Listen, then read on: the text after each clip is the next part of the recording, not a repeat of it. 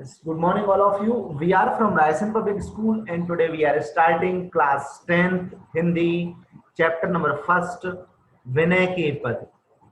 हमको इस चैप्टर में विनय के पद पढ़ना है. ये जो विनय के पद हैं, ये तुलसीदास जी के द्वारा लिखे गए हैं और तुलसीदास जी के बारे में हम जानते हैं कि एक शताब्दी में वो बहुत ही बड़े कवि रहे हैं और बहुत बड़े राम भक्त रहे हैं, भगवान के भक्त रहे हैं. इनके समय जो समय चला था तुलसीदास का, उस समय को, उस काल को हमने भक्ति काल का नाम भी कहा जाता है. उस काल को, उस समय को मीन्स इन्होंने पूरे भारतवर्ष में भक्ति की धारा प्रवाहित की थी. तुलसीदास जी ऐसे महान संत रहे हैं, महान कवि रहे हैं, महान लेखक रहे हैं. ठीक है, इन्होंने बहुत सारी ऐसी अपनी कृतियां लिखी हैं जिनमें कि हमें उनके जो भाषा की परिपक्वता दिखती है, हमें उनके नॉलेज के बारे में पता चलता है. हाँ, चलिए हम अपने आगे बढ़ते हैं. देखिए, हम तुलसीदास जी के जीवन परिचय से चालू करते हैं उसको. तो उनको श्री राम भक्त तुलसीदास जी का जीवन परिचय, हम राम भक्त बिल्कुल जोड़ देते हैं इसमें कि भगवान राम के वो बहुत बड़े और अनन्य भक्त थे. उनका जन्म 1532 में हुआ था और उनकी मृत्यु 1623 ईस्वी में मानी जाती है. देखिए, हम यहाँ से थोड़े से आगे बढ़ जाते हैं. देखिए, हम जीवन परिचय पर हैं. तुलसीदास जी का जन्म 1532 ईस्वी में बांदा जिले के राजापुर गांव में हुआ था. उनके पिता का नाम आत्माराम दुबे और माता का नाम तुलसी था. मूल नक्षत्र में जन्म लेने के कारण उनको अशुभ माना गया था. मतलब उन्होंने एक ऐसे नक्षत्र में जन्म लिया था जिस पर जन्म लेने वाला बालक जो है वो अशुभ माना जाता है, इसलिए उनके माता पिता ने उनको त्याग दिया था. हम यहाँ पर ये भी कहना चाहेंगे कि उस समय बहुत ज्यादा अंधविश्वास भी लोगों में था. ठीक है, भले ही कोई किसी भी नक्षत्र में जन्म ले, यदि उसके कर्म अच्छे हैं तो वो व्यक्ति अच्छा हो जाया करता है या उसको अच्छे संस्कार मिलते हैं तो आगे चलकर वो जो है अच्छे कामों में निमग्न हुआ करता है, अच्छे कामों में लगता है और इस तरह से वो अपने जीवन में सफलता प्राप्त कर लेता है. और तुलसीदास ने भी यही किया. अपने जीवन में उन्होंने बहुत अच्छे अच्छे काम किए और आज हम उनके बारे में पढ़ रहे हैं. आज हम उनके चरित्र के बारे में अच्छा ही जानते हैं. देखिए, हम बात करते हैं तुलसीदास जी के वैवाहिक जीवन की, उनके विवाह की और विवाह से जुड़ा हुआ उनका वैराग्य की भी हम बात करते हैं. यहाँ पर तुलसीदास जी का जो विवाह था वो रत्नावली नाम की कन्या से हुआ था. कहा जाता है कि रत्नावली अपने जब मायके चली गई थी तो तुलसीदास जी को उनकी बहुत याद आई और वो वियोग उनका सहन ना कर सके.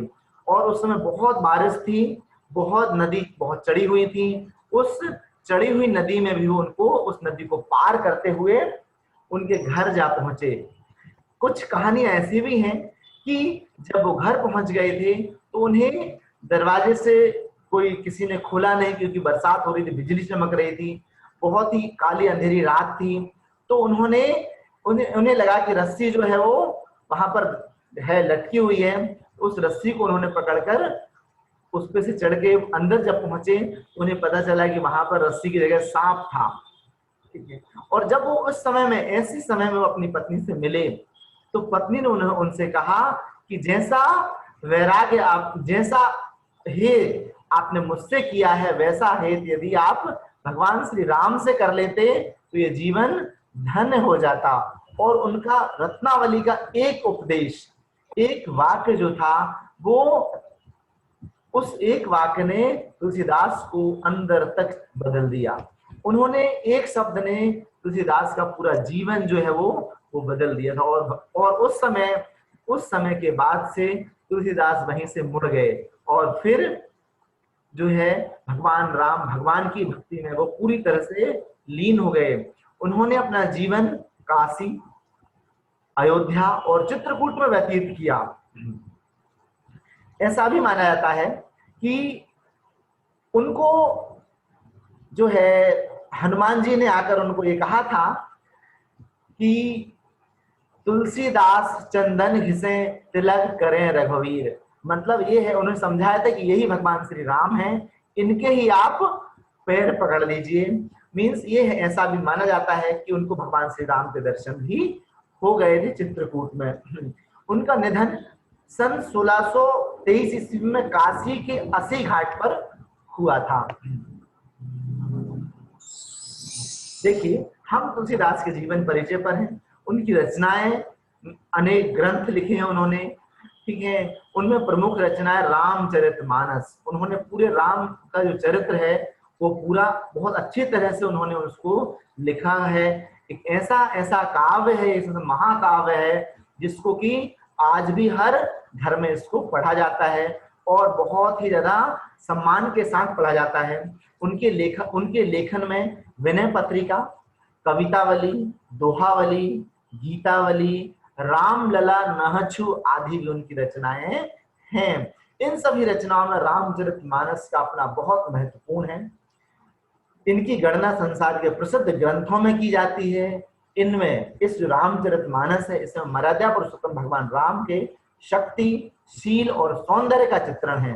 तुलसीदास ने इस ग्रंथ में राम राज्य का चित्र प्रस्तुत किया है। भगवान राम को इन्होंने पूरी तरह से इसमें उन्होंने बताया कि भगवान राम के आदर्श क्या थे, वो किस तरह के राजा रहे थे, किस तरह से उन्होंने अपने जीवन को जिया, किस तरह से अपने कर्तव्य पथ पर आगे बढ़ते हुए उन्होंने पूरे जीवन को जिया और किस तरह से फिर अपने आप को वो जो है राज्य को मेंटेन किया, राज्य को चलाया। भगवान, आज भी हम राम राज्य की बात करते हैं तो एक ऐसा राज्य जिसमें सभी वो संपन्नता होती है, उस राज्य को हम राम राज्य कहते हैं। देखिए, यहाँ पर हम उनके भाव पक्ष की बात करते हैं। तुलसीदास जो है वो एक भक्त कवि हैं। उनकी भक्ति भावना भगवान राम के प्रति है। वे भगवान राम के प्रति संपूर्ण रूप से समर्पित और आश्रित हैं। उनके प्रभु बड़े ही दयालु हैं, वो ऐसा मानते हैं। इसलिए जो यहाँ पर जो विनय के पद लिखे हैं, इसलिए वे उनसे स्वयं अपने आप को बहुत दीन मान रहे हैं और भगवान से असहाय होकर कह रहे हैं कि हे भगवान, मैं आपकी शरण में हूं। उनकी यह विनती बहुत ही मार्मिक और आकर्षक एवं प्रेरक रूप में हमें प्रेरणा भी देती है और बहुत ही ज्यादा अट्रैक्ट भी करती है, आकर्षक भी है। उनके इष्ट देव भगवान श्री राम जो हैं, वो उनकी जो दास भक्ति, जो उनके जो भगवान राम के जो दास हैं, उनकी भक्ति को यहाँ पर हम सहज देख सकते हैं। इसमें ऊर्ज, प्रवाह और सरसता भी है। इसके साथ ही इसमें अनूठापन और लचीलापन भी है। जैसा राम ने सोचा है, जैसा उनके भाव थे, ठीक उसी तरह से वो काव्य भी लिखे गए हैं। उनके काव्य में हमको दोहा, सोरठा, छंद, मुक्तक, कई सारी चीजें उसमें हमको मिला करती हैं। देखिए, यहाँ पर हम उनके कला पक्ष की बात करते हैं तो अवधी और ब्रज भाषा, दोनों भाषाओं पर तुलसीदास का समान अधिकार था। उन्होंने रामचरितमानस अवधी में लिखा था, गीतावली, कवितावली और विनय पत्रिका ब्रज भाषा में लिखी थी। मतलब ये है कि तुलसीदास को भाषा का बहुत अच्छा ज्ञान था। उनकी रचनाओं में दोहा, चौपाई, कवित्व, सवैया और छंद सभी का प्रयोग बहुत अच्छे ढंग से हुआ है। उनके काव्य में अलंकारों का स्वाभाविक प्रयोग हुआ है, जैसे कि सामान्य तरीके से उपयोग किया गया हो, ठीक उस तरह से उन्होंने अलंकारों का उपयोग किया है। मतलब ये है कि जो तुलसीदास जी जो थे वो बहुत ही महान कवि रहे हैं, बहुत ही अच्छी तरह से उन्होंने भाषा पर अपनी पकड़ बनाई हुई थी। देखिए, हम साहित्य में स्थान की बात करते हैं तो तुलसीदास की राम भक्ति का कवियों में सर्वोच्च स्थान है। उनकी रचना रामचरितमानस संसार का सर्वश्रेष्ठ महाकाव्य में गिना जाता है, जिसका अनुवाद संसार के लगभग सभी भाषाओं में भी हुआ है। इस प्रकार वे योगीन कवि रहे हैं, मतलब वो युगों युगों तक के कवि के रूप में प्रतिष्ठित हैं। उनकी प्रशंसा में किसी ने ठीक ही कहा है, सुर शशि तुलसी रवि उगन केशव दास, अब के कवि खगोत सम जहते हैं करत प्रकाश। यहाँ पर ये कहा गया है कि जो सूरदास है वो चंद्रमा के समान है, तुलसी रवि के समान है और केशव दास जो हैं अभी उगने वाले कवि हैं, छोटे कवि हैं, वो उग रहे हैं धीरे धीरे, लेकिन अभी अभी के जो समय है, इस समय के जो कवि हैं वो जुगनू के समान हैं, जो कहीं कहीं पर प्रकाश कर देते हैं। हाँ, देखिए हम यहाँ पर तुलसीदास के जो यहाँ पर जो पद हैं, ठीक है, उनमें हम लोग आगे बढ़ रहे हैं। जाके प्रिय न राम वैदेही। जब हम इस पद को पढ़ते हैं तो उस पद से पहले हम थोड़ा सा इसको समझ लेते हैं कि ये जो पद है तुलसीदास ने तब लिखा था जब मीराबाई ने उनको एक पत्र लिखा था कि मेरे जो परिवार वाले हैं, मुझे परिवार वाले जो हैं भगवान श्री कृष्ण की भक्ति से रोक रहे हैं, तो फिर मैं क्या करूं? हे तुलसीदास जी, मुझे आप एक ऐसा रास्ता बताइए जिससे कि मैं उस रास्ते पर चलते हुए अपने जीवन को सफल बना सकूं। तो तुलसीदास जी उस पत्र के जवाब में लिखते हैं, तो वो इसी तरह से लिखते हैं। उन्होंने जवाब में क्या लिखा है, उनका वो यही पत्र के रूप में, उन्होंने पद के रूप में यहाँ पर बताया गया है। उन्होंने क्या जवाब दिया उसका, देखिए। जाके प्रिय न राम वैदेही, सो छोड़िए कोटि सम यद्यपि परम स्नेही। जिसके प्रिय राम और वैदेही, वैदेही मतलब सीता जी, जिसके प्रिय राम और सीता जी ना हो, उसको हमको, जैसे वो यदि उसको राम और सीता प्यारे नहीं है तो उसको हमें कोटि करोड़ों वैरियों के समान उसको हमको मान लेना चाहिए। भले ही वो हमारे लिए यद्यपि परम स्नेही, भले ही वो हमारे लिए कितना ही प्यारा हो, कितना ही हम उसको प्यार करते हो, लेकिन यदि उसको राम और सीता प्यारे नहीं है तो हमें उसको करोड़ों वैरियों के समान मानकर उसको त्याग देना चाहिए। तज्यो पिता प्रहलाद, यहाँ पर उदाहरण दिया तुलसीदास ने कि जिस प्रकार प्रहलाद ने अपने पिता को त्याग दिया था, विभीषण बंधु, और विभीषण ने रावण को त्याग दिया था, अपने जो उसका भाई था, और भगवान की शरण में चला गया था। भरत महतारी, और भगवान राम के समय में ही भरत ने महतारी को, अपनी मां कैकेयी को त्याग दिया था। ठीक उसी प्रकार हमको, तुमको भी ऐसे लोगों को त्याग देना चाहिए जो आपकी भक्ति में आड़े आ रहे हैं, भक्ति को करने से रोक रहे हैं। ऐसे लोगों को हमको त्याग देना चाहिए। बलि गुरु तज्यो, जिस प्रकार बलि ने, जो राजा बलि थे, ठीक है, उन्होंने अपने गुरु शुक्राचार्य को त्याग दिया था। और कंत ब्रज वनी तन भय मुदित मंगलकारी, और ठीक पर जिस प्रकार ब्रज में रहने वाली जो महिलाएं रही थी, उन्होंने अपने पतियों को त्याग दिया था और वो भगवान श्री कृष्ण के पास में आ गई थी।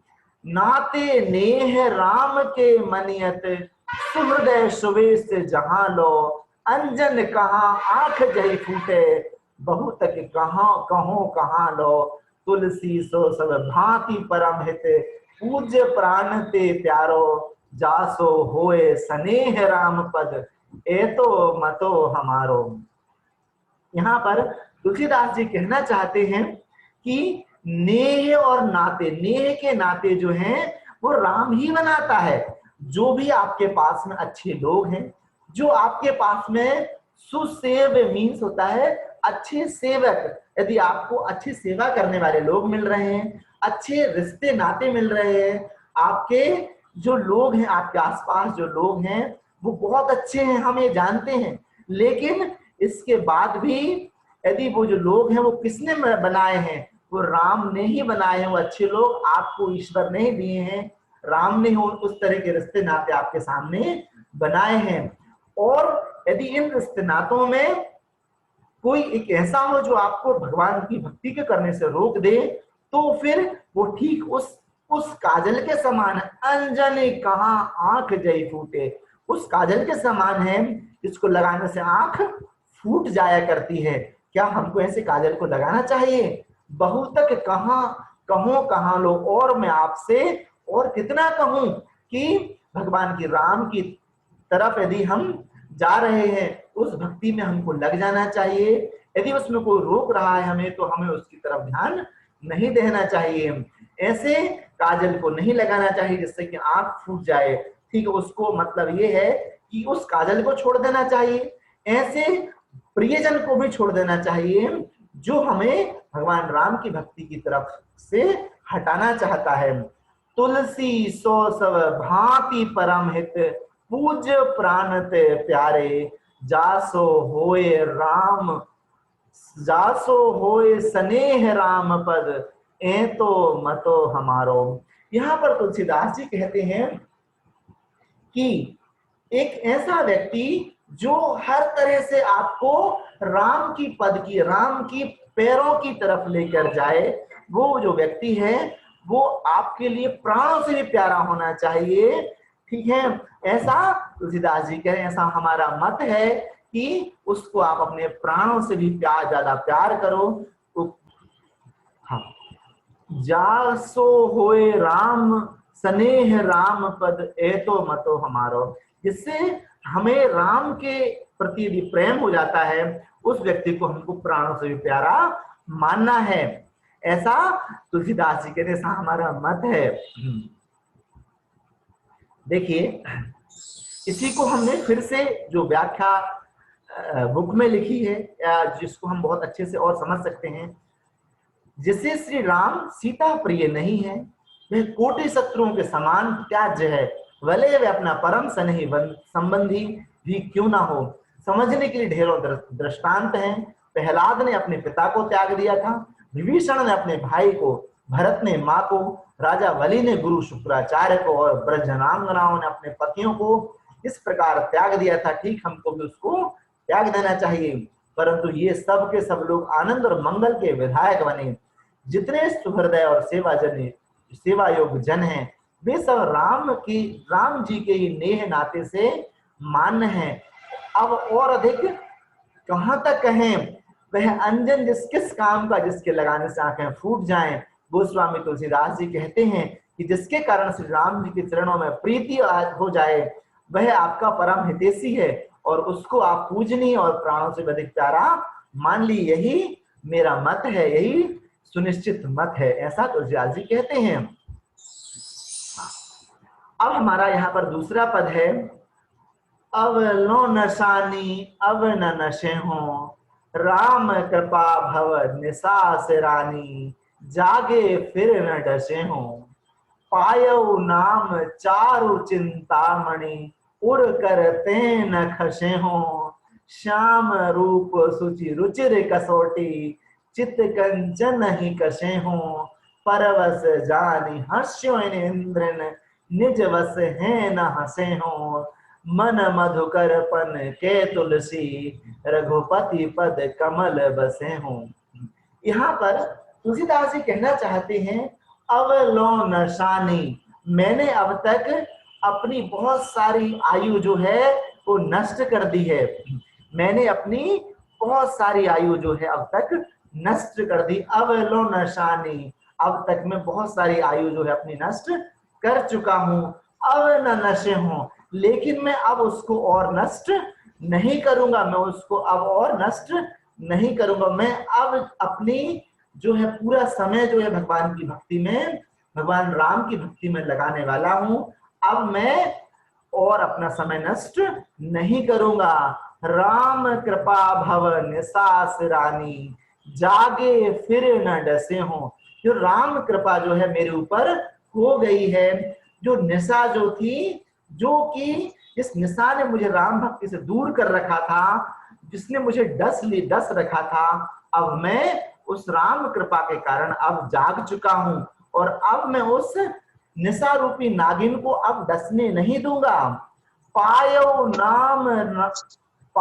नाम चारु चिंतामणि, मैंने भगवान राम के सुंदर नाम की मणि, चिंतामणि प्राप्त कर ली है। और क्या किया है मैंने, उड़ कर तेन खसे हूं, मेरे हृदय रूपी हाथ से उस चिंतामणि को, मैं उस मूल्यवान मणि को उसको छूटने ना दूंगा। मैं उसको हमेशा उस राम भक्ति की को अपने पास संभाल कर रखूंगा।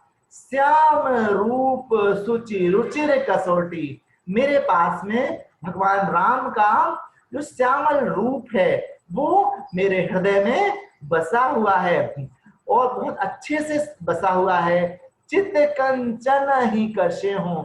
अब मैं उसको अपने अपने मन में, अपने मस्तिष्क में उसको हमेशा बसा कर रखूंगा।